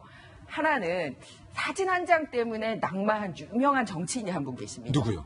김태호 전 총리 후보였습니다. 예. 그때 박연차 게이트라고 전 태광실업 회장하고 단순하게 아는 사이냐 모르는 사이냐라고 질문이 있었는데 워낙 왜 단체장들은 여기저기 행사장 다니다 보면 개인적으로 특별히 친분 없는 사람은 같은 행사장에 있어도 모른다라고 얘기를 할 수 있잖아요. 그래서 그 전에 친분이 없다라고 얘기를 했는데 같이 찍었던 사진이 행사장에서, 그러니까 개인 자리가 아니라 행사장에 나란히 참석한 사진이 밝혀지면서 그때 야당에서 아는 사이였네, 위증이었다라고 해서 그 사진 한 장이 결정타가 돼서 총리에서 낙마한 적이 있었습니다. 이명박 정부 때죠. 맞습니다. 그런데 이 사진은 많은 걸 얘기를 해주고 있습니다. 왜냐하면 조국 후보가 자기는 애 관련돼서 뭐 학교 관련돼서는 전혀 알지도 못하고 관여한 적도 없다는 식으로 얘기를 했었는데 어머니만 가시면 되는 행사에 본인이 직접 참여를 했고 그 사진이 들어왔는데 그러면 그때 김태호 총리 후보 낙마 때 했었던 그 민주당의 의원들이 지금 뭐라고 얘기할지 궁금해져요. 그리고 또 하나는 이때 조국 후보자의 신분에 대해서 말씀을 드리고 싶습니다. 2015년 현재 문재인 대통령께서는 민주당 대표셨어요. 그리고 이제 유력한 대권 후보였지 않습니까? 그런데 혁신위원회라는 걸 만듭니다. 본인의 중심 인물이 되는 그 혁신위원회에서 가장 주목받던 인물이 바로 조국 교수였습니다. 예. 그러니까 이미 그때 여권 실세의 측근이라는 그런 걸 가지고 있고 또 부산이 기반이다 보니까 그런 사실은 부산에서도 이미 다 알고 있는 사실이었다는 거죠. 그래서 굳이 저렇게 그림 행사에 본인이 직접 가지 않아도 되는 행사에까지 참여를 하고 또 그리고 나서 곧바로 장학금이 지급된 거에 대해서 지금까지 관여가 없었다라고 얘기를 했는데 이 부분에 대해서 조국 수석 뭐라고 대답할지 기대가 됩니다. 이 사진과 만남 직후에 지급된 황제 장학금 의혹에 대해서 조국 교수는 조금 전 무슨 말을 하시느냐라고 기자에게 되묻기도 했는데요. 이 의혹도 앞으로 더욱더 불거질 것 같습니다. 청와대는 청원 게시판에 글을 못 보게 막았습니다. 그리고 청와대 정책실장인 김상조 실장은 이런 발언을 했다가 발언을 수정하기까지 했습니다. 이렇게 얘기했어요. 당시에는 불법이 아니었다. 어떤 의미에선 권장되는 상황인데 최근엔 금지됐다. 지금 한다면 불법이다. 자기소개서에 논문을 기재하는 게 지금은 불법인데 당시에는 불법이 아니었다라고 했다가 이 발언 8시간 만에 내가 불법이라고 표현했는데 그 불법은 잘못된 표현이다 라고 정정을 했는데 지금 무슨 소리 하시는 거예요? 불법이라는 거예요? 아닌 거예요? 이제 그전에는 그런 가이드라인이 없었다. 정확하게 표현하자면 그렇기 때문에 그게 불법이다 아니다 논의를 할 수 없고 2016년부터는 자기소개서에 논문을 기술할 수 없게 돼 있습니다.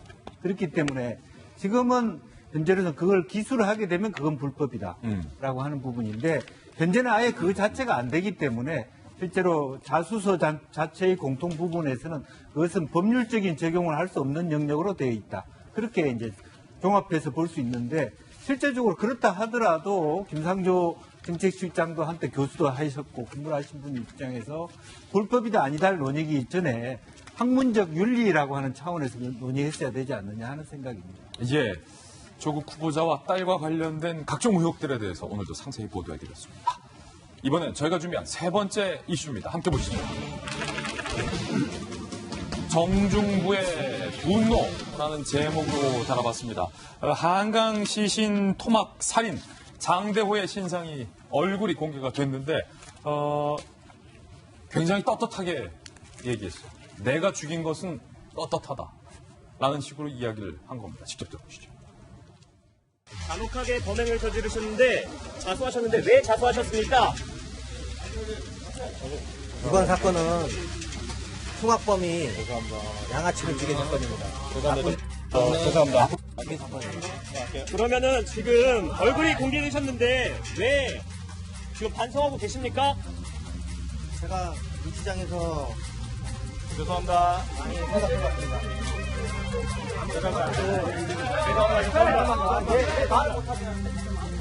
아무리 생각해도 상대방이 죽을지 모릅니다. 반성하고 있지 않습니다. 유족들한테 미안하지 않으세요? 전혀 미안하지 않습니다. 허은하 소장님. 야, 이거는 반성하지 않고 죽을 죄를 졌다라고 말을 하고 경찰들에게 오히려 왜 말을 못하게 하느냐라고 지금 화를 내고 있어요. 이 태도, 행동 어떻게 분석해야 됩니까, 우리가? 우선 분석 전에 너무 당황스럽죠. 당황스럽고 조금 뻔뻔하고 무섭다는 생각도 듭니다. 그리고 그렇게 살인을 저지른 사람의 얼굴이 또 너무나 평범하다는 것에 우리는 또 놀라지 않을 수가 없는 것 같은데요. 우선 자세로만 본다면 보시다시피 전혀 반성하고 있지는 않습니다. 예. 스스로가 영웅이라고 생각하고 있는 듯이 어깨를 쫙 펴고 그리고 고개를 들고 있잖아요. 대부분 저런 포토라인에 서게 되면 자신의 얼굴을 어떻게든 가리고 싶어서 고유정마저도 자신의 얼굴을 보여주고 싶지 않아서 쇼를 하기도 합니다. 그런데 저 사람의 마음속에는 지금 미안한 감정이 정말 1%도 없는 것 같습니다. 예. 제가 저 영상을 처음부터 끝까지 다 봤더니 앞에서는 또 이제 처음에는 존댓말을 하다가 그냥 끌고 들어가니까 그 다음엔 또 반말을 하더라고요. 왜 말을 못하게 하는 건데? 그렇죠. 그러니까 내가 예를 들어서 정당한 사람, 예의 바른 사람한테는 제대로 해주지만 나쁜 양아치들한테는 난 그렇게 해도 돼. 라는 내 머릿속의 프레임이 인식의 흐름이 흐르고 있는 사람 같다는 생각이 들어요. 그러니까 본인은 흉악범인데 네. 흉악범이 양아치를 죽인 사건이다. 반성 안 한다. 지금 이렇게 그렇죠. 주장하고 있는 거예요. 자기가 흉악범이라는 것도 알아요. 그 팩트는 아는 겁니다. 그러나 난 잘못이 없다. 왜? 잘못된 사람을 내가 응징했기 때문이야. 라는 생각을 갖고 있다라는 것입니다. 이와 좀 연결이 될 수도 있을 것 같은데요. 서비스 업종에서 일을 했던 감정 노동자였습니다. 수많은 갑질들을 겪으면서 스스로가 좀 잘못된 인식을 해나가는 생각들을 했을 것 같아요. 아마도 서비스 업종에 계시는 분들은 갑질을 하는 사람들 때문에 정말 한 대 쥐어받고 싶다라는 생각 많이 하셨을 겁니다. 그렇다고 해서 누군가를 죽이려는 생각까지는 하지 않을 텐데 그게 너무 도를 지나친 저 모습을 보니까 국민들이 지금 경악을 하고 있는 것이 아닌가 하는 생각도 듭니다. 그런가 하면 이 장대호는 정중부 이야기까지 꺼내 들었습니다. 직접 들어보시죠. 그 시신 나머지 부위는 어디다 버리셨어요? 모두 같은 장소에 버렸어요. 마지막으로 하고 싶은 말씀 있으십니까? 고려시대 때 김부식의 아들이 정중부의 수행을 태운 사건이 있었습니다. 정중부는 그 원한을 잊지 않고 있다가 무심정변을 일으킨 그 당일날 잡아 죽였습니다. 남들이 봤을 때는 그냥 장난으로 수행을 태운 일 같지만 죄송합니다. 들어갈게요. 들어가겠습니다. 당사자한테는 죄송합니다. 상대방을 죽일 만큼의 큰 원한인 것입니다.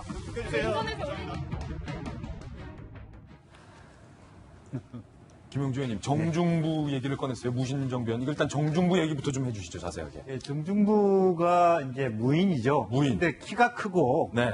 수염이 아주 아름다웠다고 해요. 남들이 보기에도. 그런데 실제로 김부식의 아들인 김돈중이라는 자가 예. 어린 놈이 촛불로 정중부의 수염을 태웁니다. 예. 그러니까 정중부가 가만히 있겠습니까? 화가 났겠죠. 화가 나서 김동중을 엄청나게 때려요. 예. 그걸 본 자기 아버지 김부식이 왕에게 꼬질러 바칩니다. 예. 얘는 폭력배다. 그래서 이제 처단을 해라. 그걸 왕이 허락을 하죠. 그래서 감옥을 집어넣는데 그래도 봐도 정중부가 훌륭한 거예요, 왕이. 예. 그래서 몰래 정중부 도망가게 한 거거든요. 그때 이제 말하자면 이 정중부가 마음속으로 김동중을 원앙을 맺게 하죠. 예. 그리고 난 다음에 1170년에 난을 일으켜 거의 문인들을 다 죽여버립니다. 방금 얘기하듯이 말하자면 흉악범이 양아치를 말하자면 김동준이라고 하는 그 말도 안 되는 놈을 내가 당했기 때문에 원한을 품어서 하는 것이다. 자기를 그렇게 이제 정중부에 했고 그때는 그 배경은 뭡니까? 문전무비거든. 그러니까 말하자면 육군, 공군, 해병, 장군을 다 문관시키고 실제로 무술을 가진 사람들을 쫄병을 시켰던 그런 어떤 폄하되었던 그 시대를 상징하는 거기 때문에 오히려 자기도 어떤 우리 사회의 말하자면 멸시 풍조에 대한 앙심이다. 이제 그렇게 얘기하고 싶은 거죠. 잘 이해가 안 되는데. 그러니까 김미정 장관님. 네. 자기의 살인은 역사적인 사건까지 끌어들이면서 네. 상당히 정당한 것이다라는 것을 말하기 위해서 지금 정중부의 분노까지 끌어들였다. 그러니까요. 사실은 본인이 이렇게 출두를 할 때 포토라인에서 누군가가 물어볼 것이라고 생각을 했는데 통상 그러면 정말 죄송하다, 반성하다 이런 얘기를 해야 되잖아요. 그런데 그게 아니라 정말 자기 합리화를 시키기 위해서 역사적으로 있어 보이는 사람을 선택을 한 거죠. 그리고 또 하나는 참 제가 고유정 사건하고도 참 연결해서 보고 싶은데 뭐냐. 통상적으로 사람들이 이게 극악한 이게 사건 사고를 보면 피해자 관점에서 생각을 하게 됩니다. 내가 피해자였으면 정말 얼마나 끔찍하냐, 정말 생각스럽다 이런데 저런 역사적인 얘기를 함으로써 사람들을 가해자 관점에서 생각하게 만들고 가해자가 진짜로 해야 될 일을 한 사람인 것처럼 만든다는 거죠. 예. 고유정도 너도 아마 성폭력 피해 당했으면 너도 그렇게 했을 걸. 그러니까 피해자가 그 주인공이 아니라 내가 주인공이야. 마찬가지로 이 사람도 내가 이런 나쁜 놈 한 거 수염 태웠을 때 그 모멸감처럼 내가 그 정도 모멸감을 느꼈어. 그러니까 내 모멸감에 동참해줘. 라고 해서 사람들에게 가해의 심리를 정당화시키는 이런 식으로 가고 있다는 거죠. 그래서 너무 과거와 달리 안타까운 거는 보통 순간적으로 욱해서 범죄를 저지르고 나도 보통은 후회하고 반성하고 다시 돌아갈 수만 있다면 정말 바로 살고 싶어요. 이런 걸 해도 진짜 용서해 줄까 말까인데 최근 들어서 우리 사회를 이렇게 경악해야 하는 범죄들은 순간적으로 욱한 것도 아니고 시간을 두고 계획을 한 범죄를 했다라는 것과 그 이후에도 나는 정당하게 저질렀어 라고 주장하는 것과 반성하지 않는 점. 왜 이렇게 됐을까요? 정말 삭막해졌어요. 네, 무서워요. 그래서 저는 뭐 조국 때도 교육 얘기 나오고 했는데 입시 점수만큼이나 중요한 게 인성교육. 그래서 우리가 청문회에서 보고자 하는 것도 위법이냐 아니냐를 보고자 하는 게 아니라 정말 인성이 제대로 된 사람인지 아닌지 그걸 보고 싶은 겁니다. 정중부 얘기까지 끊을 정도였는데 이게 단순히 뭔가 정신적으로 재능적으로 문제가 있는 사람의 발언으로만 보이지 않는다는 점이 더욱더 무섭다는. 그렇습니다. 사실 그와 같은 진술을 하는 걸 보면은 아마 본인이 얼굴이 공개됐다는 사실을 알고 구치소 내에서 무슨 말을 언론에 할까를 아주 계획적으로 생각을 하고 그렇기 때문에 사실 제가 딱 얘기했는데 정중부 누구인지 아세요 하면은 제 친구 정중부 없는데 왜 이럴 거 아닙니까? 그 정도로 그 내부적으로 그 많은 고민 끝에 했는 발언으로 보이는데요. 제가 봤을 때 그 검찰은 무기징역 이상의 형을 구할 가능성이 있고 실질적으로 무기징역형 정도는 선고될 가능성이 있는데요. 양형위원회 규정을 보면은 특별 가중 사유로서 계획적 범행, 사체 손괴, 잔혹한 수법, 나아가 반성하지 아니함 이런 것들은 형을 최대한 가중할 수 있는 사유가 있는 반면에 제가 아무리 살펴봐도 형을 감경해줄 사유는 없습니다. 없다. 결국 나중에 법정에 가서 다시 반성을 하고 재판장님 앞에서는 죄송합니다 할지는 모르지만 이와 같은 언론에 얘기했는 내용 모두가 나중에 최종 형을 선고함에 있어서 가장 아주 크게 반영될 가능성이 높지 않을까 봅니다. 정중부 고사까지 된 장대호 사건에 대해서 전해드렸습니다. 앞서 우리 최진영 변호사 발언 중에 청와대가 비공개한 것에 대해서 궁금하다라고 했는데 청와대 해명이 나왔어요. 지금까지 비공개 처리된 청와대 청원은 전체 청원의 22%로 대부분 명예훼손과 허위사실 등 때문이었다. 거의 뭐 실시간으로 물어보면 실시간으로 답해서 제 답변 맞습니다. 자, 이번에 취재수첩 Y입니다. 과연 어떤 사건들이 준비되어 있을지 조합니다. 사건 풀러 이동해 보시죠.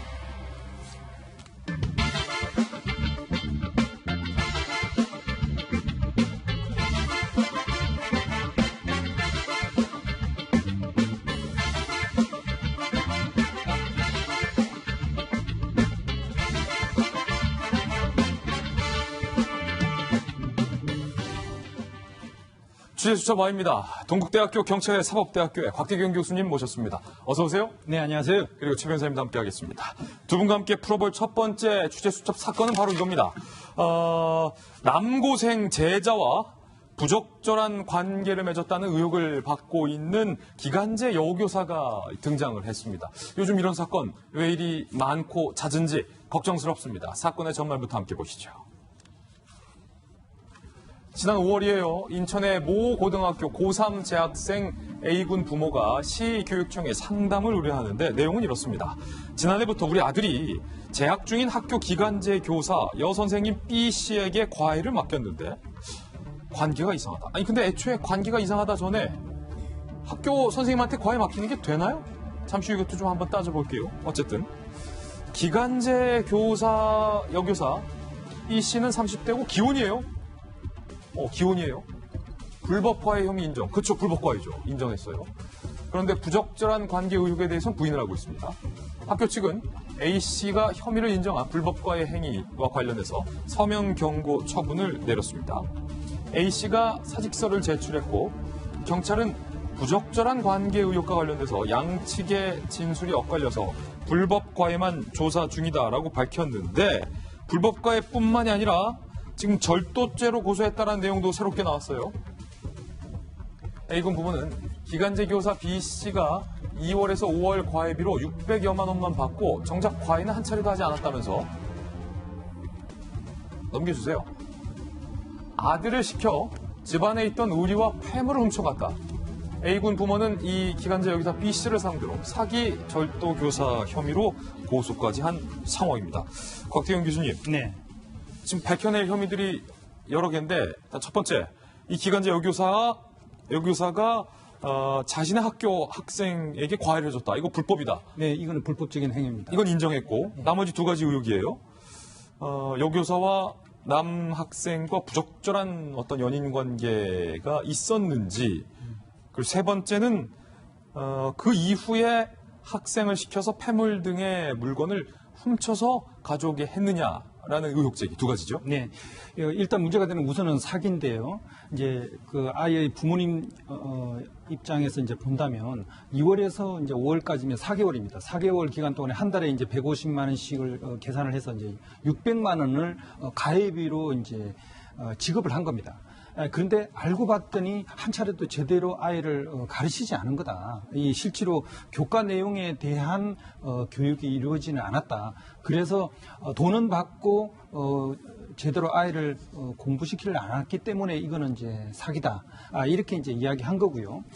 그리고 이제 또 알아봤더니 아이에게 이야기를 해가지고 집에 있는 폐물이라든지 아니면 의류, 뭐 값비싼 의류, 뭐 이런 것들이 이제 어디 있는지 그런 것들을 물어보고 그걸 갖다가 또 이제 훔쳐가는데 아이의 도움을 받아가지고 훔쳐갔다. 그러니까 그것은 이제 절도 행위에 대해서 시킨 거니까 절도 교사 아니냐. 그래가지고 지금 현재 사기 행위 그리고 절도 교사 행위 두 가지 혐의가 있는 겁니다. 그렇군요. 지금 경찰이 수사해야 할 부분인데 이 여교사의 남편이 해당 제자, 남학생이죠. 남학생을 또 다른 혐의로 맞고소했다는 얘기 좀 들어와 있어요. 그렇습니다. 이 여교사가 결혼하신 분이었던 것 같습니다. 결혼하셨어요? 예. 네. 그런데 이제 결국 그 여교사에 대해서 개인적인 관계를 맺었던 이 남고생의 부모가 형사 고소를 하니까 그거에 대해서 이 남편 같은 경우에도 물론 부인이 그와 같은 의혹이 있는 것에 대해서 믿긴 하지만 법적인 대응을 하는 것으로 나온 것 같은데요. 다만 그와 같은 고소에 있는 내용이 무엇인지는 아직까지 그 내용에 대해서 공개되지는 않은 것 같습니다. 다만 아까 말씀하신 것처럼 현직 교사이시면서 맡고 있는 학생에 대해서 개인적인 과외하는 것은 교육관련법상 위법입니다. 아마 그것 때문에 아마 징계가 있었던 것 같고 결국 이 여성 같은 경우에는 스스로 그 사직서를 내니까 의원 면직을 했다라고 나오는 것 같습니다. 그런데 나아가서 아까 이 그 남고생의 부모가 사기죄와 절도 교사로 지금 고소를 했는데 예. 얼마 전에 이 사기 비슷한 사건을 제가 직접 했던 사건이 있었습니다. 그래요? 아이를 맡겨놓고 돈을 지급했는데 제대로 교육을 안 했다 했는데 대부분 그런 사건은 사실은 무혐의가 납니다. 왜냐하면은 일부라도 그 강의를 했다라고 하면은 처음부터 애를 가르칠 의사나 능력도 없으면서 했다라고 보기는 어려운 거죠. 왜냐하면 학교 선생님이었고 실제로 몇 시간이라도 그 강의를 했다고 하면은 사기가 인정되기는 쉽지 않다라고 보입니다. 그렇군요. 절도가 아닌 절도 교사인데 뭐냐면은 본인의 그 집에 있는 걸 보면 이거 괜찮은데 하니까 아이가 그렇게 시켰고 그 남고생이 집에 있는 것을 가지고 와서 이 여교사에게 줬다는 것인데 흥미로운 것은 법적으로 봤을 때에 이 남고생의 부모가 형사고소를 했다 하더라도 아이가 했는 것은 이른바 친족 상도를 해서 처벌이 안 됩니다. 다만 그 대신에 처벌이 안 되는 것은 죄가 안 되는 것이 아니고 죄가 된다 하더라도 개인적인 친분 관계 때문에 안 되는 것이지 예. 이 부분에 있어서 절도 교사 사실 자체가 인정된다고 하면은 그 절도 교사로는 이 여교사가 처벌될 수가 있기 때문에 실제로 이것에 대해서 훔쳐가지고 오라라는 교사를 했는지 여부 아마 1차 조사를 했다라고 하는데 추후에 어떤 그 추가적인 조사를 거쳐서 중요할 건데 중요한 것은 이 남고생의 진술이 어떤 것인지 내가 자의로 해서 부모 선생님한테 갖다 준 것인지 아니면은 이 여교사가 시켜서 그와 같은 갖다 주고 줬다고 얘기를 할 것인지에 따라서 재판에 넘겨질지 여부가 가름되지 않을까 생각합니다. 예, 워낙 양측의 주장과 진술이 첨예하게 대립하고 있는 만큼 현 단계에서는 누구 말이 맞다라고 현재는 단정할 수는 없고 더욱더 두 양측의 어떤 진술과 고소 과정을 좀 지켜봐야 할 것 같습니다. 이번엔 두 번째 취재 수첩 사건입니다. 장시호 씨가 김동성 씨의 전 부인에게 700만 원을 배상하라는 판결이 나왔습니다. 무슨 사건일까요? 김동성과 불륜설에 올랐던 최순실의 조카 장시호죠. 위자료 청구 소송. 지난 2017년 3월 장시호 씨가 국정농단 사건 재판 중에 2015년 1월부터 나는 김동성과 교제를 했다. 집을 나온 김동성과 최순실의 집에서 동거했다. 김동성은 당시 유부남 주장을 했어요. 김동성 반박을 했습니다. 장시호와 문자를 많이 주고받긴 했지만 사귀지는 않았다. 그럼에도 불구하고 김동성과 장시호의 불륜설은 일파만파 당시에 확산됐었죠. 그러자 오모 씨, 김동성 씨의 당시 부인인 김동성과 이혼을 하게 이르릅니다. 2018년. 이렇게 얘기해요. 지난 2월 김 씨와 장 씨의 불륜설로 나는 이혼을 했지만 정신적 피해를 입었다. 라고 정신적 피해를 입었다라며 장시호 씨를 상대로 위자료 청구 소송을 제기하는데 재판부가 이 김동성의 전처의 손을 들어준 거예요. 배우자가 있는 사람임을 알면서 장시호 씨가 김동성과 동거한 사실이 인정된다. 동거는 했다라고 재판부는 인정한 거군요. 전처인 오 씨가 정신적 고통을 받았을 것이 명백하다. 장시호는 전처 오모 씨에게 700만 원을 지급하라라는 판결을 내립니다. 아니 그러면 곽대경 교수님, 김동성 씨는 우리 안 사귀었다라고 하지만 재판부 설명에 따르면 두 사람이 사귀었던 거네요? 네, 그렇습니다. 재판부는 이 두 사람의 그 동거 사실 일부를 갖다 다 이제 인정을 했습니다. 그렇기 때문에 죄가 있는 것으로 보고 위자료를 지불하라는 건데요. 근데 이제 이거에 대해서 이제 뭐 장시호 씨 같은 경우는 불륜설이 이미 퍼진 이후에도 두 사람이 그 언론 앞에 나와가지고 다정한 모습으로 인터뷰도 하고 하는 그런 모습을 보였지 않았냐. 김동성 씨와 전처가. 네, 그러면 이 전 부인이 김 씨를 용서한 걸로 자기는 이제 생각을 했다. 그러면서 이제 자기의 책임을 갖다가 좀 이제 덜어주려는 그런 식의 이제 주장을 했는데 그럼에도 불구하고 당시에 엄연하게 결혼 관계가 유지되고 있는 그런 사람과 함께 이제 동거를 하고 그런 사실을 재판에서 다 인정을 했기 때문에 이거에 대한 법적 책임을 물어야 되는 겁니다. 그렇군요. 자, 최지원 변호사님, 요즘 워낙 이 불륜, 요즘 유독 좀 많이 보이는 것 같아요. 특히 이제 배우자가 있는 남자 혹은 여자, 배우자가 있는 것을 알면서 본인도 배우자가 있든 없든 어떤 그런 부적절한 관계를 맺는 사례들이 참 많은데 이번 사건을 보면서 느낀 게 그러면 나의 남편이 만약에 다른 여자와 부적절한 관계를 맺었어요. 그러면 아내 입장에서 소를 걸면 다 피해 보상 받을 수 있는 거예요? 결론적으로 얘기했을 때 이런 것을 이른바 상간녀 소송이라고 합니다. 아마 인터넷 검색창에 상간녀 청구 소송을 하면 이와 같은 사건들이 굉장히 많은데요. 아시다시피 얼마 전 같은 경우만 해도 이런 경우에 이른바 외도와 관련해 가지고는 이제 그 형사 고소를 했었었는데 간통죄가 위헌으로 판결되면서 더 이상 형사 처벌을 할 수가 없게 되죠. 그러니까요. 그러다 보니까 이제 보복적 감정을 만족시키기 위한 법적 제도가 유일하게 남은 것이 민사상 상간녀 손해배상 청구 소송인데 그러다 보니까 지금 앵커께서 얘기한 것처럼 예전보다는 이런 소송이 더 많이 나오는 것인데요. 실무적으로와 같은 그 불륜 관계가 있었다는 사실이 밝혀질 경우에는 통상적으로 한 1,000만 원 내지 한 2천만 원 정도의 손해배상이 인정된 것이 어느 정도 이쪽 바닥의 그 대략적인 흐름인 것 같습니다. 그쪽 바닥의 흐름입니다. 그런데 네. 이번 같은 경우에는 한 700만 원, 이거 좀 적지 않느냐 하는데 판결문을 보면 그 이유를 알 수가 있습니다. 그래요? 그건 뭐냐면은 지금 법원에서 인정하는 것은 뭐냐면 둘이 불륜 관계를 인정했다는 것이 아니고 부부 생활을 하면서 다른 여인과 동거를 했다는 그 내용이 있기 때문에 그게 그거 아니었어요? 물론 그게 그걸 수도 있습니다만 사실관계가 명확하게 확인된 건 아니다 보니까 동거로 인한 것으로 해서 부정행위라는 했다는 취지에서 손해배상을 하다 보니까 일반적인 상간녀 소송과는 조금 다르게 손해배상 금액이 적었던 것이 아닌가 저는 제가 이 뉴스를 그렇게 읽어보고 싶습니다. 그렇군요. 오늘 또 한 가지 배웠습니다. 두 분과 함께 두 가지 사건 풀어봤습니다. 감사합니다.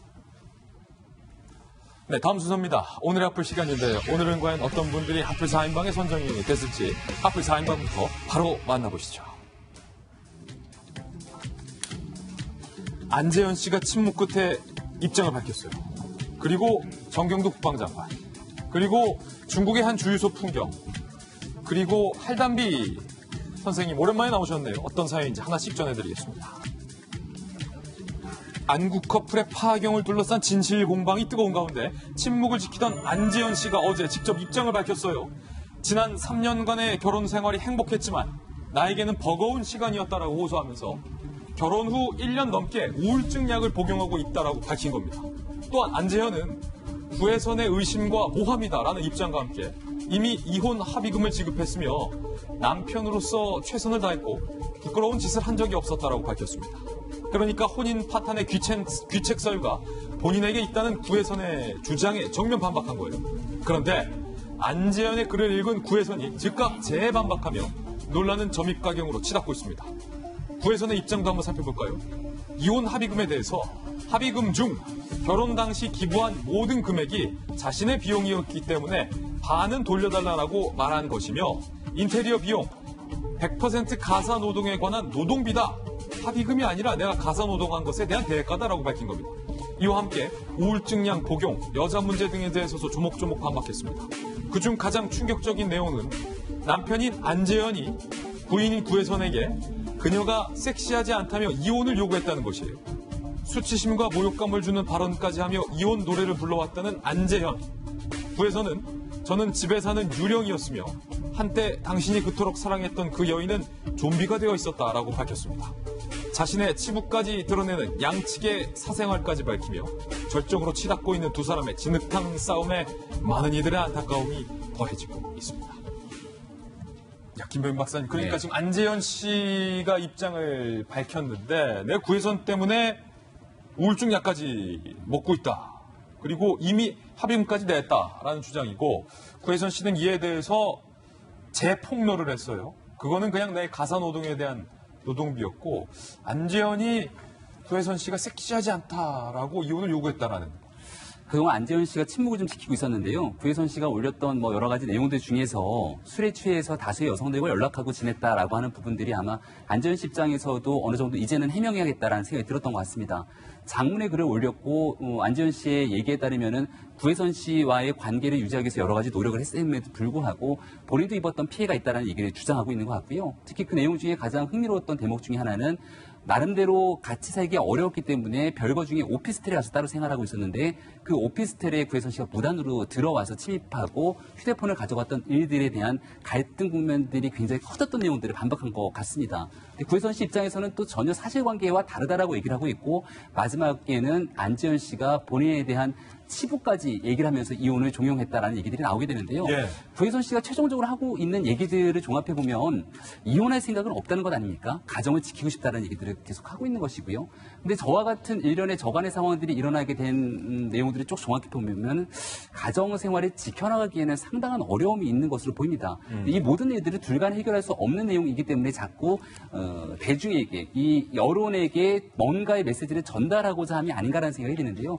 이러한 글들을 보게 되는 시청자분들 그리고 그동안 둘간에 대해서 굉장히 적극적으로 좀 같이 응원했던 팬들 입장에서는 상당한 실망감을 갖출 수밖에 없기 때문에 지금 이 상황에서는 둘간의 문제를 하루빨리 조정해서 푸는 것만이 사건을 해결할 수 있는 그런 지름길이 아닌가라는 생각이 듭니다. 예, 허나 소장님 특히나 이 부부 사이에서 오갈 법한 얘기들까지 지금 적나라하게 나오고 있다는 거예요.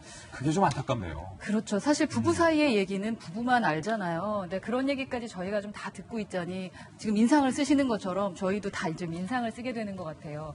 우리 관찰 예능 프로그램들을 보면 거의 뭐 부부 사이, 연애 사이, 혼자 사는 사람들의 이야기들인데 즐거운 얘기가 많고 판타지가 많습니다. 그러니까 예능이 될 수 있는 것은 가끔씩 세민하긴 하지만 그래도 참 재밌게 사는구나, 사랑하며 사는구나 하면서 보기 때문인데 이혼하는 부부에 대한 관찰 예능은 없어요. 이혼 드라마는 있죠. 왜 그럴까를 생각해 보면 서로 다 할 말이 너무 많기 때문입니다. 할 말을 들어보면서 그 드라마를 보며 그게 어떻게 판정이 났고 또한 각각의 입장에서 그들의 이혼이 왜 그렇게 됐는지를 서로 생각해보라는 의미가 아닐까라는 생각도 좀 드는데요. 지금 구혜선 씨와 안재현 씨에 대한 이 부부 사이의 갈등, 사실 들을 때 조금 민망한 얘기까지 저희가 지금 듣고 있는 상황, 셀럽이고 연예인이기 때문에 저희가 관심은 갖고 있지만 그리 즐겁지만은 않다. 불쾌함이 있다라는 말씀으로 마무리 짓고 싶습니다. 네, 이번엔 두 번째 하플 주인공입니다. 정경도 국방장관이 오랜만에 하플에 출연했어요. 만나보시죠. 자신의 실명까지 거론했던 북한의 잇따른 막말 비난에 대해서 정경도 국방부 장관이 어제 입장을 밝혔습니다. 직접 한번 들어보시죠. 걔들이 그렇게 얘기한다고 그래가지고 우리 국방태세가 약화되거나 그렇지 않다는 건 분명하게 말씀드리겠습니다. 북한에서 아주 저급하고 정말 천박한 그런 용어들을 쓰면서 이렇게 하고 있는데 일일이 대꾸할 가치조차 느끼지 못하고 있고요. 원래 마청이 막내가 재롱 부리고 앙탈 진다고 그 같이 맞부딪혀서 그렇게 하지 않습니다. 예. 야, 정경두 장관 사실은 뭐 저자세 논란까지 이런 만큼 점잖은 표현으로 참아왔었는데 뭐 개들, 저급, 천박 참다 다 터뜨렸어요. 북한의 망발을 막내의 재롱과 앙탈로 표현한 점에 대한 지적도 있었지만 발언 수위를 높이며 뭔가 좀 달라진 모습을 정 장관이 보이고 있어요. 뿐만 아니라 한미연합훈련 축소를 문제 삼는 야당 의원들과 뭐 거친 설정까지 벌이기도 했습니다. 한미연합훈련 지금 없애고 축소하고 그랬는데 그거 전에 하던 거 이상으로 더 잘하고 있다? 누가 믿어줍니까? 원래 UFG 연습은 병력 동원하는 그런 훈련이 아닙니다. 의원님께서 훈련 계획하고 예를 들어서 훈련 참관해 보셨습니까? 아무리 아니다라고 얘기를 해도 왜 믿지를 않으십니까?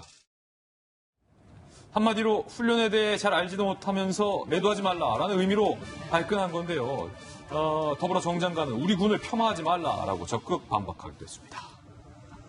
김주영 장관, 네. 국방부 장관이 좀 달라졌어요? 달라지긴 했는데 그 대상을 북한에 직접 대고 무슨 얘기를 하든지 해야지 국민을 대표해서 말씀을 하신 국회의원 보고 뭐 거의 뭐 니 따위가 뭘 알아 뭐 거의 이런 수준이에요. 거의 더군다나 이주영 부의장님이세요. 국회 부의장님. 그리고 굉장히 점잖기로 소문나신 분인데 부의장님이 저 정도로 흥분했을 정도면 그 앞에 어떤 전조가 있었을지. 그런데 제가 드리고 싶은 말씀은 국방부 장관님, 북한이 7, 8월 2달 동안만 저렇게 6차례 그리고 12발에나 해당되는 탄도미사일 또 방사포 쏘아대는 게 재롱이고 앙탈입니까? 와, 재롱하고 앙탈을 저 정도로 하고 미국 언론에 난 거 보니까 그 동계산으로 한 건 약 1,000만 달러, 우리 돈으로 120억 정도. 저런 거를 재롱하고 앙탈 정도에 비유할 정도면 도대체 얼마만큼 더 큰 게 우리 머리 위에 쏟아져야지 군이 출동하고 정말 신중하게 생각을 할지 걱정되지 않을 수 없는 장면입니다. 또 하나는 뭐냐면요. 국방부와 군 전체를 끌고 들어가려고 하는 게 굉장히 비겁한 것 같아요. 이 더운 여름 우리 국군 장병들하고 또 평생을 군에서 봉직하신 직업 군인들 중에서 열심히 사시는 분들 다 존경하고 고마워하고 있습니다. 그런데 정경두 장관님처럼 저런 분들이 지도부에 앉아가지고 망신시키고 있는 거잖아요. 그런데 본인 지도를 잘못한 거를 지적을 하는데 마치 군 전체를 비하한 것처럼 저런 식으로 끌고 들어가는 거 굉장히 잘못된 일이라고 생각을 합니다. 그리고 뭐 겁먹은 개라고 얘기하고 이런 데에는 일일이 대응하라고 하는 게 아니고요. 대한민국 국민을 안심시켜 주시고 또 군의 사기를 위해서라도 크게 한번 따끔하게 결기를 보여주시는 게 진짜 군인 정신이지 않은가 그렇게 생각합니다. 저는 그렇게 생각합니다. 아까 뭐라고 하셨냐면은 의원님께서 훈련 계획하고 참관해 보셨습니까? 그렇게 묻기 전에 의원님 저희 철저하게 하고 있습니다. 한번 이번 훈련에 오셔서 같이 한번 참관해 주시죠. 그런 제안한 적 있습니까? 그렇게 했다고 하면은 여야 의원들 가서 그와 같은 열심히 하는 예전은 이렇게 했는데 지금은 이렇게 하고 있습니다. 그렇게 하는 것을 참관하도록 기회를 주시고 그래서 국민들로 하여금 불안이 없도록 하시는 그런 노력이 선행돼야 되는 것 아니겠습니까? 그럼에도 불구하고 이제 김영주 의원님, 북한이 6.25를 침략한 것이냐라는 질문에도 잘 못해서 국민들 답답했던 정 장관이 조금은 달라진 것 같아요. 북한에 대해서도 지금 사실은 경고의 의미가 지금 들어가 있는 것 같아요. 예, 오랜만에 결기 있게 얘기하는데 너무 또 꾸중만 하면 어쩌자는 겁니까? 예. 거고 뭐 여러 가지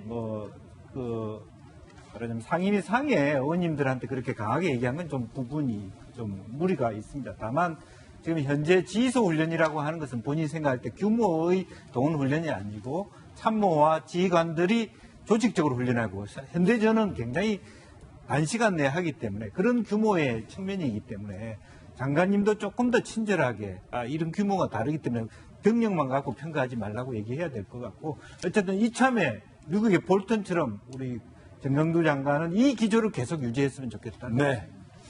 이번엔 세 번째 하플 소식도 만나보시죠. 주유소에서 담배를 피우는 게 얼마나 위험한지는 아마 다들 아실 겁니다. 주유소에 눈에 보이지 않는 유증기가 있어 담뱃불에 의해 큰 화재나 폭발로 번질 수 있죠. 그런데 중국의 한 주유소에서 담배를 피우는 한 남자를 향해서 직원이 그냥 아예 소화기를 뿌려버렸어요. 이렇게. 주유소에 서 있는 삼륜차를 향해서 소화기를 뿌리는 직원. 알고 보니 술에 취한 채 삼륜차를 타고 주유소를 찾은 남성이 휘발유를 사려 했지만 허가증이 없어서 판매를 거절당했는데요. 그러자 화가 난 남성이 주유소를 떠나지 않고 화가 나니까 그 자리에서 아우 열받네 하면서 담배를 피운 거예요. 그러자 직원이 담배를 꺼달라며 여러 번의 경고와 부탁을 했지만 이 남성이 무시하자 참다 못해 소화기로 그냥 이렇게 뿌려버렸어요. 하지만 이 남성도 대단해요. 소화기를 뿌려도 계속 포기하지 않고 담배를 피우고 있습니다. 직원 역시 끝까지 그를 쫓아가면서 소화기로 계속 응징을 했어요. 주유소 직원 사이다 같은 대처가 화제를 모았습니다. 77세를 맞이한 팔담비 지병수 할아버지가 깜짝 생일 파티로 감동의 눈물을 보였다는 소식입니다.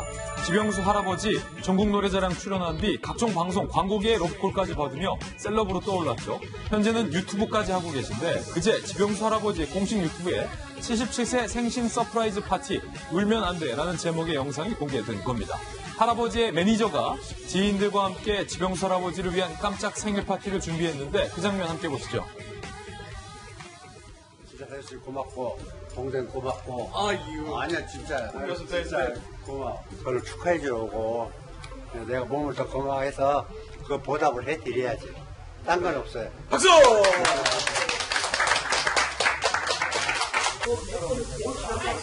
네, 할아버지 내 생일 때도 엄마 이렇게 안 해주거든요. 한 번도 받아본 적이 없는데 나는 그냥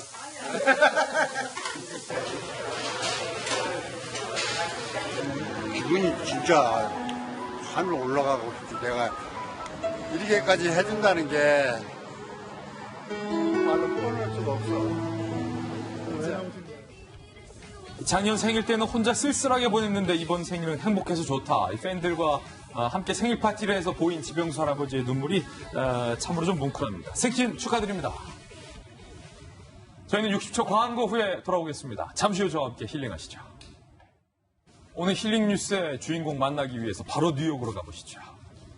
미국 뉴욕에서 한 할아버지가 달리기를 하다가 갑자기 거리에 노숙자에게 무언가를 주고서 갈 길을 갑니다. 그런데 자세히 보니까 노숙자가 할아버지가 남긴 것을 주섬주섬 알고 봤더니 이 백발 노인이 자신의 신발과 양말까지 벗어주고 갈 길을 맨발로 떠난 장면을 길을 지나던 한 여성 시민이 찍어서 이걸 SNS에 올린 거예요. 지금 보시죠. 할아버지는 맨발인 상태로 그냥 이렇게 걸어갑니다. 길거리를 지나던 길거리에 있던 노숙자가 신발도 없고 양말도 없는 모습을 보고 이 노인이 선행을 베푼 건데 문득 성경 말씀에도 누가 겉옷을 달라거든 속옷까지 벗어주라라고 하셨던 예수님의 말씀이 생각나면서 누가 그래 세상에 그랬는데 여기 있었네. 감사드립니다. 이런 선행, 우리 주변에 보이지 않는 천사들이 살고 있는 것 같아요. 오늘 저희들이 준비한 소식 모두 전해드렸습니다. 저희 내일 아침 9시 15분에 더욱더 풍성한 소식으로 인사드리겠습니다. 오늘 하루는 분명 어제보다 나을 겁니다. 좋은 하루 되십시오. 고맙습니다.